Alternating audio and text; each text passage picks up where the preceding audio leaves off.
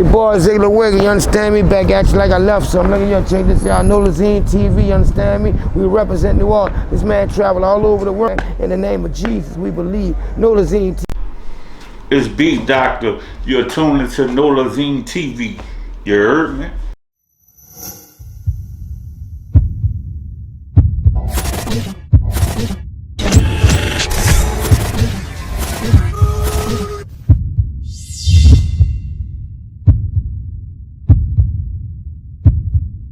You know, before we start this interview, I want to give you, all your flowers while you can smell it. Right. So, Beat Doctor, and let's welcome to the vault, baby. Welcome to the vault by the head style. You already know. All right. So, tell everybody where you from. I'm from the 7th Ward, New Orleans. 7th Ward. 7th Ward. Growing up in the 7th Ward.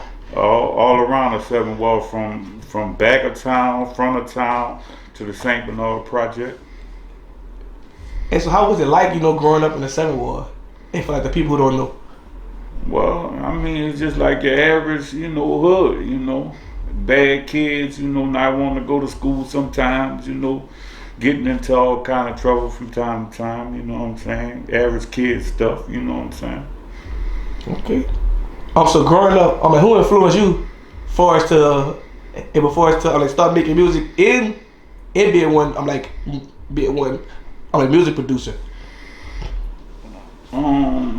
Basically, a lot of people, KLC, Manny Fresh, Lil Jon, the people who paved the way before me, you know what I'm saying? Like, that was some of my inspirations before I got into the game. Okay. And so let's bring it back. And so tell us, when did you actually get into the game? What year? Man, probably 96. 96, from 96, I started as a rapper, 7 Ward Soldier, Lil Soldier. I started that first, and then, I became a producer, you know what I'm saying? So, I've been in the game for a long time, way before the rap, way before the producing, you know what I'm saying? And so you paved your way. Right. So, when was your first, big song that the whole, New Orleans ever heard? I say in probably in 2002, I had Rock Your Body with Chopper, as Lil Soldier. I had a video out that was on BET Uncut for like 2 years straight, you know what I'm saying? I miss BET Uncut. Yeah, that was what was up, yeah. Hey, you brought me back again with BET Uncut. BET Uncut, for real. Okay, and so fast forward, well, actually, before I say this, long live Mr. Magic. Rest in peace, Mr. Magic, free BG. And so, how did y'all actually, meet? Actually, before the record.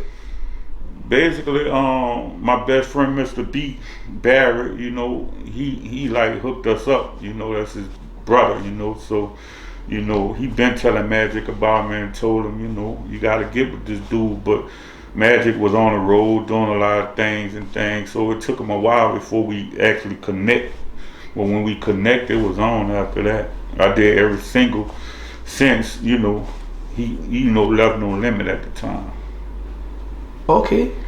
So tell us, what was the first, single, made together?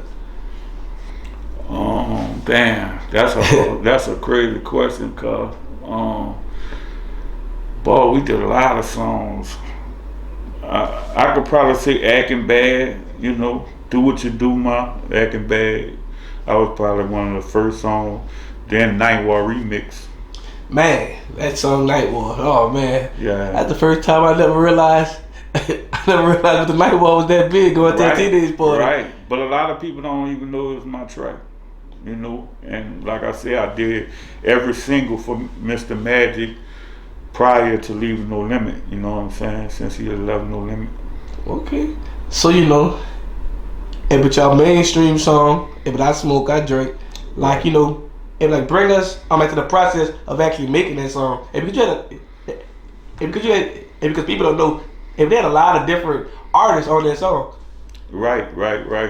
Basically, it started, in Mr. Magic Kitchen, because I used to like travel on the road a lot. I used to have like a mobile studio, and I used to go around with my little bag and my beat machine and all that in a suitcase, and I pulled up to his house in Baton Rouge, and I could remember him jumping around talking about, we don't give a damn, go and throw it up, you know what I'm saying? He was listening to the Young Bloods, and he was like, man, I need something like this, you know what I'm saying?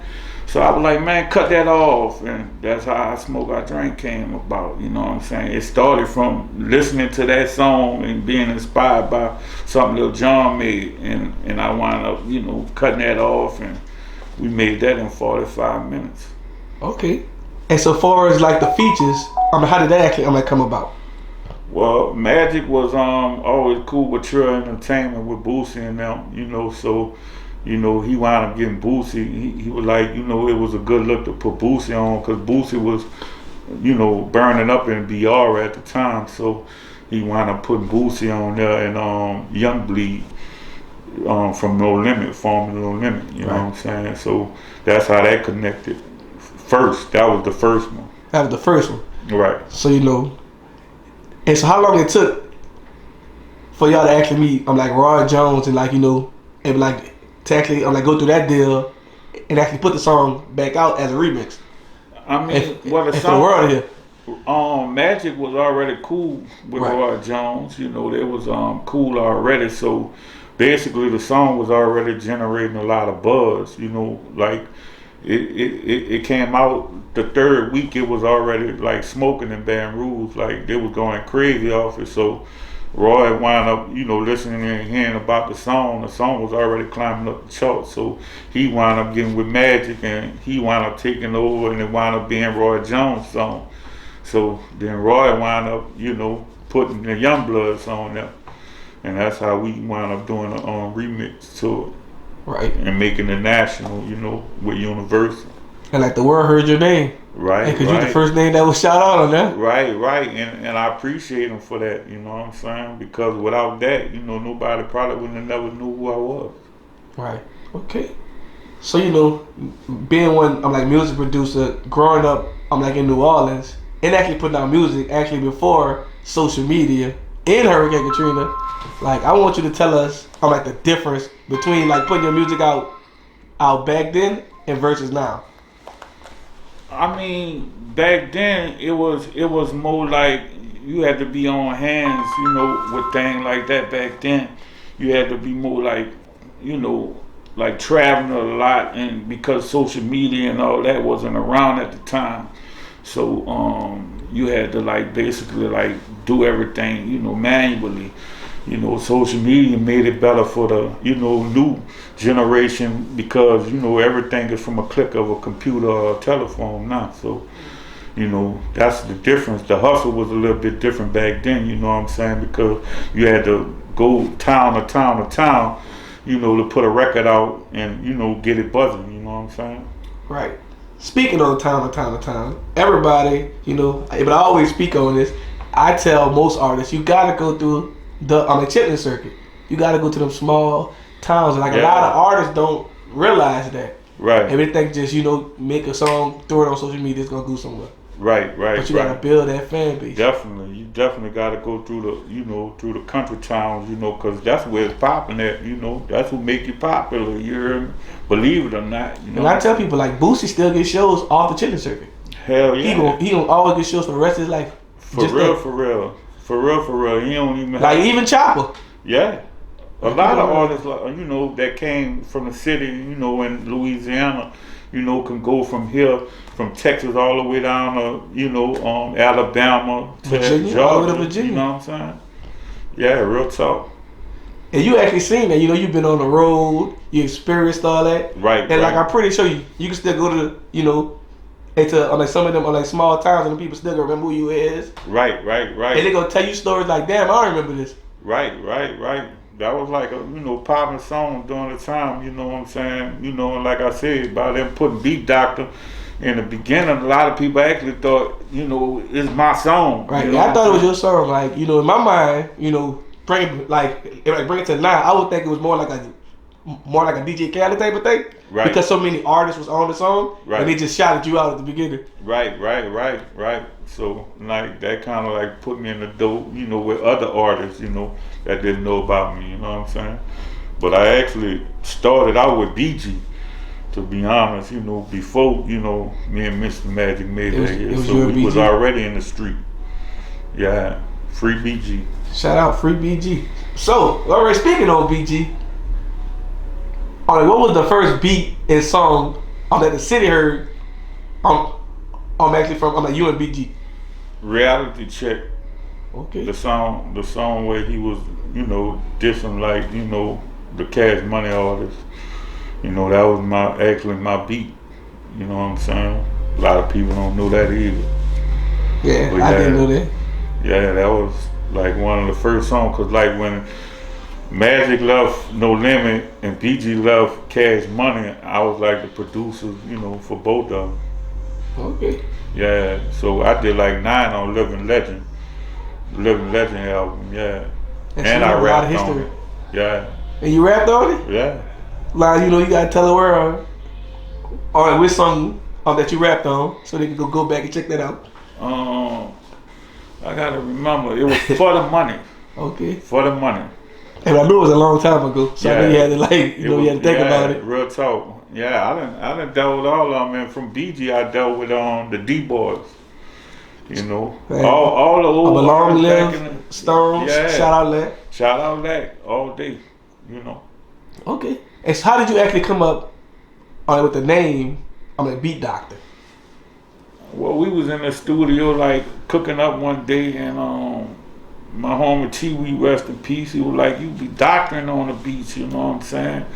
So I was like, yeah, you're right. So we wound up putting beat with Doctor, and there you go.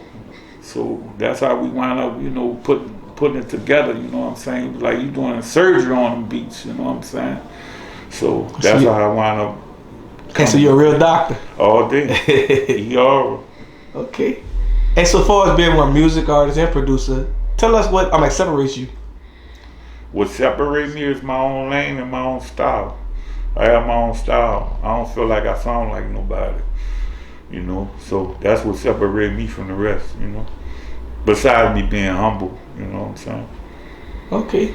And so being in the music industry, probably 15, 20 years plus, like tell us what do you enjoy most about being in the music industry, and tell us what do you actually hate about being in the music industry.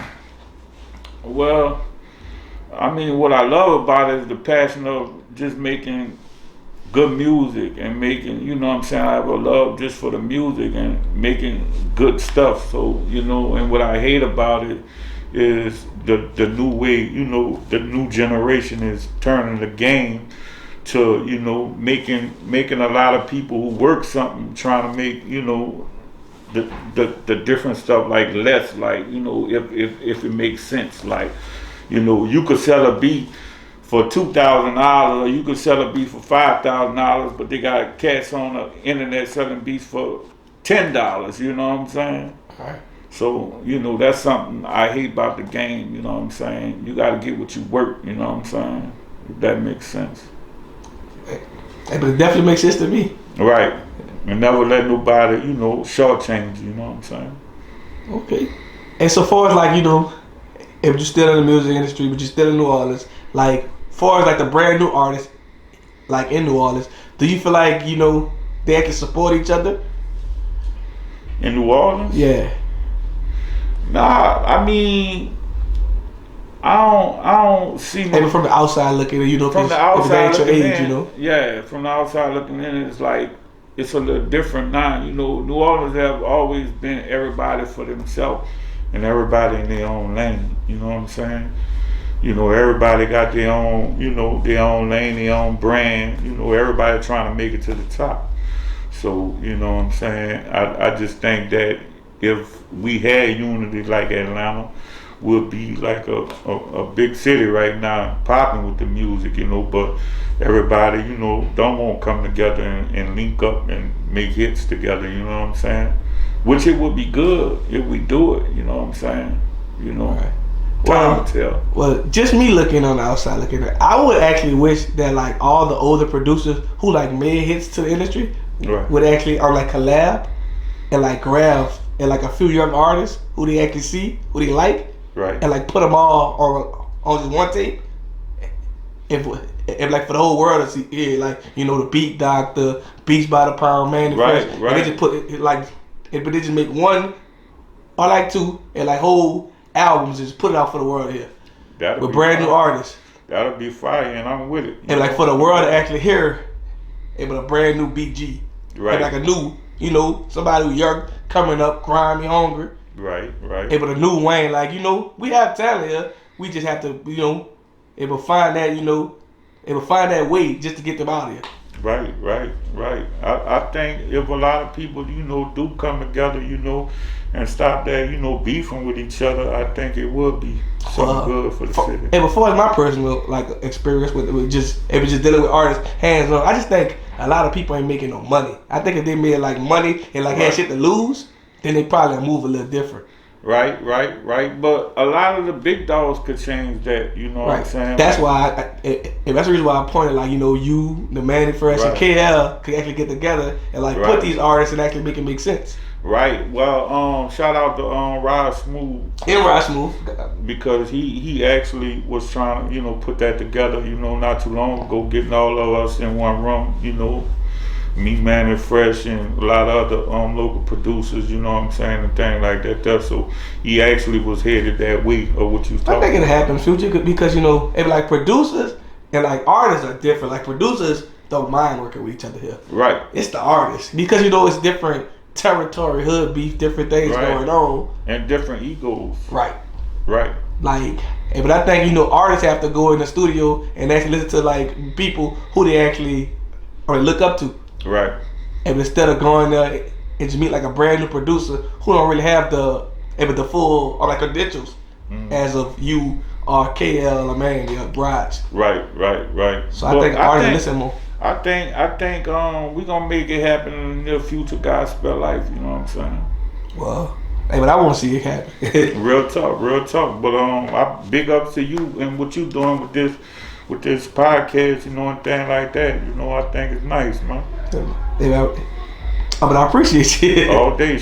Okay, so but tell us, far as like back in the day, like, cause like a lot of artists don't like realize this because you was a music artist too.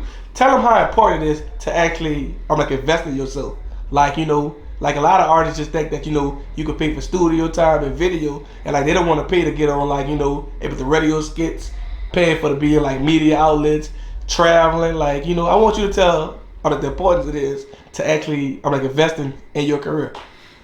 Basically, investing in your career it'll take you far. You know what I'm saying? It's how much you believe in yourself. You gotta believe in yourself and put every dollar that you spend, into this here. If you want to see something happen for yourself, you know what I'm saying. But if you want it bad enough, just like you can go buy, a Gucci belt for $600 with no problem. You want this studio, or you want these beats, or you want to, get up there in the game, that you will invest in yourself. You know what I'm saying? It's just how bad you want it. You know what I'm saying? If you want it bad enough, yeah. Facts. I respect that. So, but tell us, what's next for you? But do you plan on like signing artists, dropping merch? Yeah. Well, I have a few artists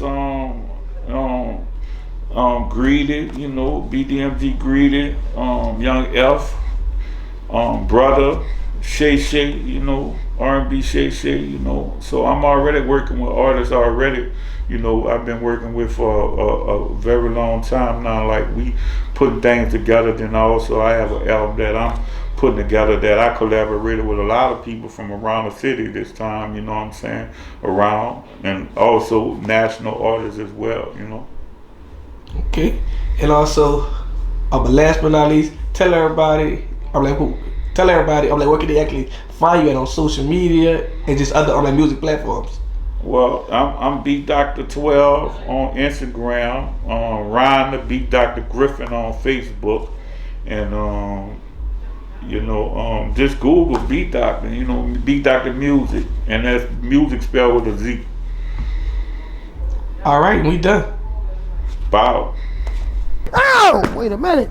Nolazine make them hoes scream. You understand me? You want a t-shirt? You want a half a wife beater with a hole in it? You want a pair of short pants with 6 holes in it with all your coochie hanging out on the side?